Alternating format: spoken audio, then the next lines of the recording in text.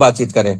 ठीक है, ये भी बताएं, क्योंकि आपके और जो माध्यम से, विद्यार्थियों के माध्यम से जितना संचारी रोगों की आईसी हो सकती है, उससे बहुत बेस्ट तरीका और दूसरा कोई नहीं दिखता है। इसीलिए माननीय मुख्यमंत्री जी ने शिक्षा विभाग को इसमें इस कार्य में सम्मिलित किया हुआ है ना। साथ में ही जैसे अब क्लासेस चल रही हैं, उसमें बच्चों से वाद विवाद प्रतियोगिता करवाएं, क्विज करवाएं, निबंध लेखन कराएं संचारी रोगों पे।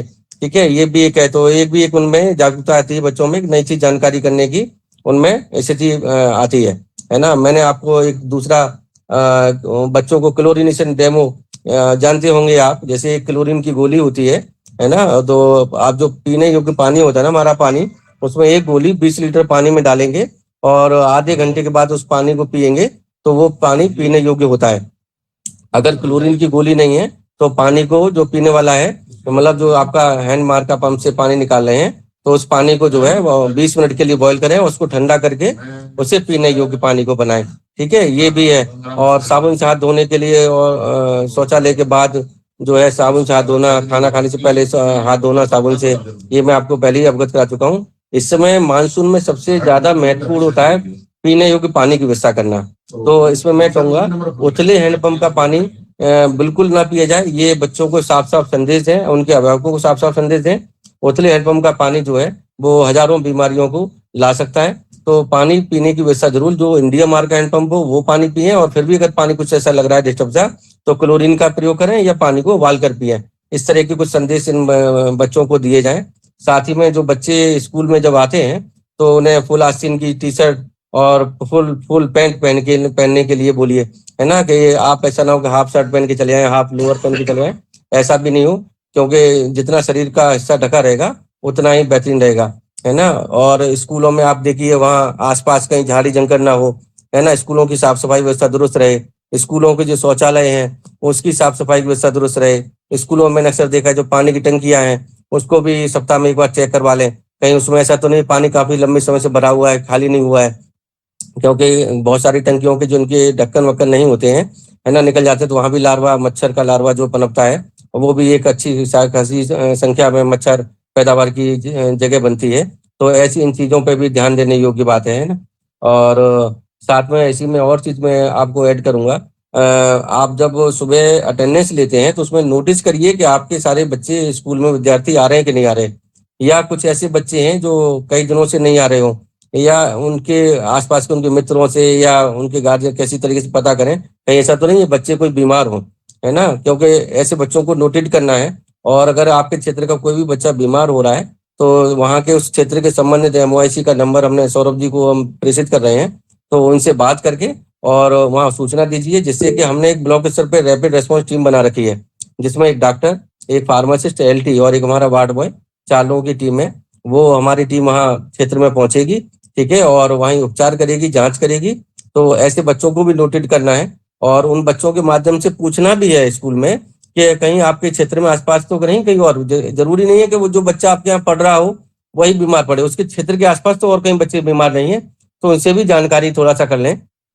क्योंकि अगर किसी एक घर में किसी व्यक्ति को मलेरिया डेंगू का शिकार हो गया है, अगर वो या अनकम्युनिकेबल डिजीज का शिकार हो गया है, तो वो 40 से 50 घरों में पर्याप्त होता है बीमारी को फैलाने के लिए। वो एक से दूसरे पे, दूसरे से तीसरे पे ऐसे करके बीमारी फैलती है।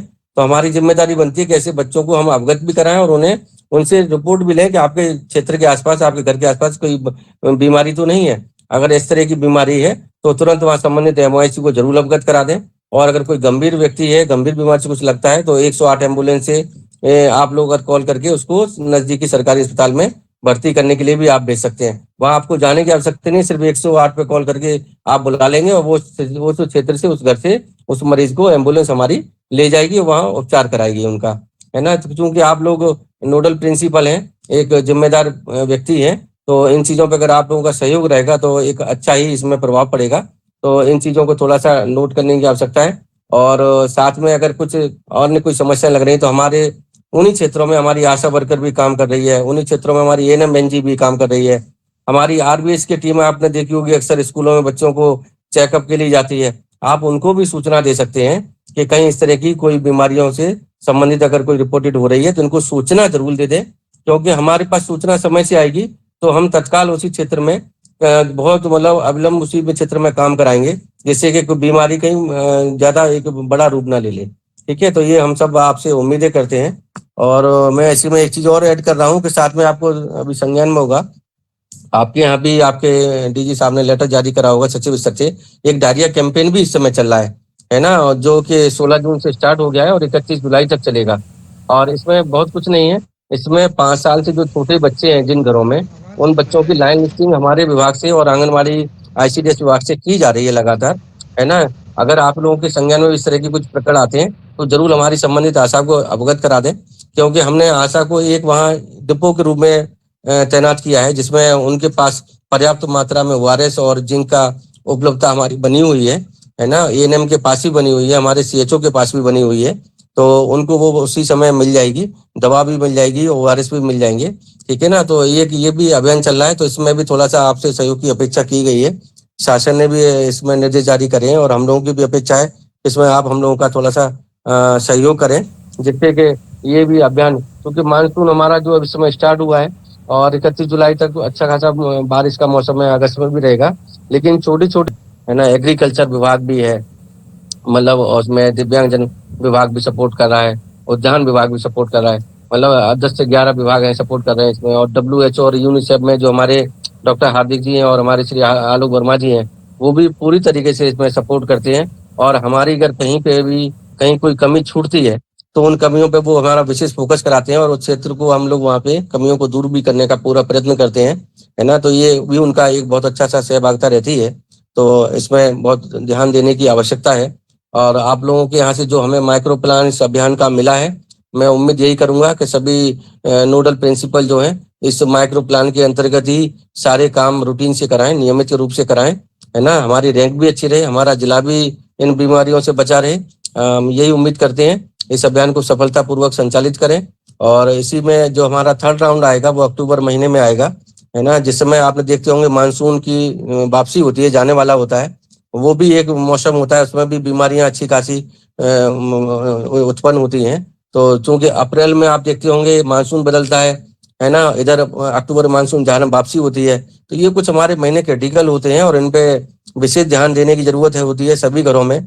ऐसा नहीं है कि आईसी केवल माध्यम है, हम अपने अपने घरों में भी इन चीजों को अगर विशेष ध्यान रखेंगे तो अपने घरों को भी हम इन बीमारियों से मुक्त रखेंगे। ठीक है, हमारे आसपास के घर भी अगर इन बीमारियों से मुक्त रहेंगे, उनको समय पे जानकारी देते रहेंगे, क्योंकि रूरल क्षेत्र में बहुत ही, अभी मैंने देखा था 2018 से पहले बहुत लोग कम जानते थे, लोगों ने कूलर, पंखे और वो फ्रिज, है ना, तमाम ऐसी चीजें ले रखी थी, लेकिन उसको प्रयोग तो कर लेते थे पानी भर के, लेकिन उसमें मच्छर की पैदावार हो रही थी। इस चीजों पे किसी का फोकस नहीं था, जानते ही नहीं थे कि इन चीजों को भी साफ सफाई करने से हम इन बीमारियों से बच सकते हैं। दवाई खाने से ज्यादा अच्छा हो रहता है कि हम उन चीजों से बचाव और रोकथाम कर लें, है ना। धीमे धीमे करके हमारे मुख्यमंत्री जी ने जो अभियान चलाए उसमें लोगों में जागरूकता आई, बीमारियों में काफी हद तक कमी आई, मृत्यु दर बहुत ना के बराबर आ गई है ना। ये सब आप लोगों के सहयोग से हुआ है ना। सभी जो संबंधित विभाग हैं इसमें भाग प्रतिभाग कर रहे हैं, उनका सभी का सहयोग से इन बीमारियों में काफी सारी कमी आई है, तो एक अच्छी चीज है।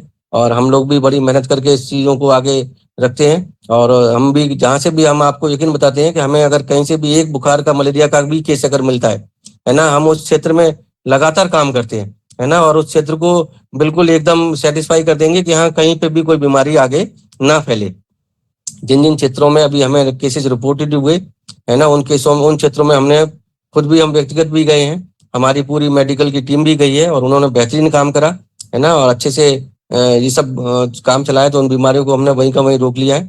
लेकिन यही है कि आप लोगों के माध्यम से आईसी अच्छे से हो जाए, आप लोगों के माध्यम से हमें सूचनाएं समय से मिल जाए, आप लोगों द्वारा पहला जो माइक्रो प्लान बनाया गया है वो अच्छे से माइक्रो प्लान के तहत कार्य हो जाए, तो हमारी पूरा अभियान ही हमारा सफलतापूर्वक संपादित होगा, है ना। हमें बस इतना ही कहना था। आप सभी का बहुत बहुत धन्यवाद है।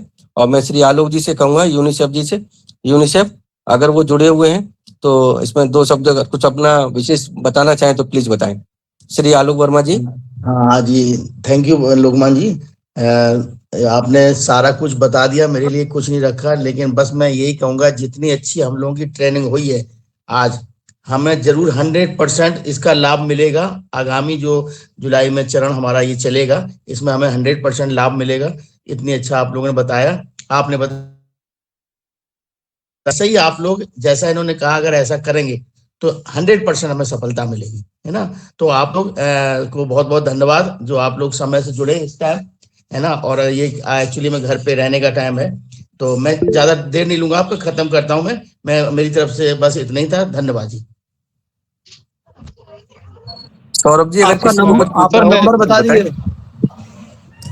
हेलो लोकपाल सर, हेलो नमस्कार। हेलो सर मैं भारत प्रताप से बोल नमस्कार रहा हूँ जी। सर। तो सर मैं ये कह रहा हूँ, कृपया करें इन्हें जो हमारे ट्रेनिंग के लिए जो 1 तारीख हमारा शुभारंभ होगा, ठीक, उस शुभारंभ पे जी, जो जिन 10 स्कूलों से हमने बच्चे मांगे तो उन्होंने टाइमिंग बता दीजिए, कितने टाइम पे बच्चों को वहां पहुंचना है। वैसे तो मैंने 8 बजे का टाइम दिया सबको। आप 8:30-9 बजे तक आ जाएं। 10 बजे का हमने टाइम रखा है उसमें। तो चूंकि जी जी। जिलाधिकारी महोदय जी जो है 10 बजे हम्म, करीब वो आ जाते हैं समय से, तो हमारी जी उसमें रेडीनेस हो जाए तो 9 बजे तक वो सभी बच्चे आ जाएं। ठीक है। जी जी। और मैं, ये आपने एक अच्छा याद दिला दिया मुझे। मैं सभी हम्म, नोडल प्रिंसिपल से एक अनुरोध ये करूंगा कि जो सप्ताह में कम से कम एक बार अपने अपने क्षेत्र में एक रैली जरूर निकाल दिया करें। जैसे बेसिक शिक्षा विभाग के जिला बेसिक शिक्षा जो अधिकारी हैं, वो उन्होंने शनिवार का दिन चूज किया है, और वो शनिवार को अपने क्षेत्र में मैं बच्चों की, हमारी आशा एएनएम सीएचओ के माध्यम साथ में लेते हुए एक रैली आयोजित करते हैं। उस रैली का बहुत प्रभाव पड़ता है ना, पूरे क्षेत्र में। तो मैं आप लोगों से अनुरोध करूंगा कि एक रैली का जरूर एक प्रत्येक सप्ताह में एक दिन चूज करके रैली जरूर निकलवाएं, और उसके फोटोग्राफ भी ग्रुप पे भेजें, तो मैं उसको आपके फोटोग्राफ जो है शासन को भी भेज सकूं यहाँ से।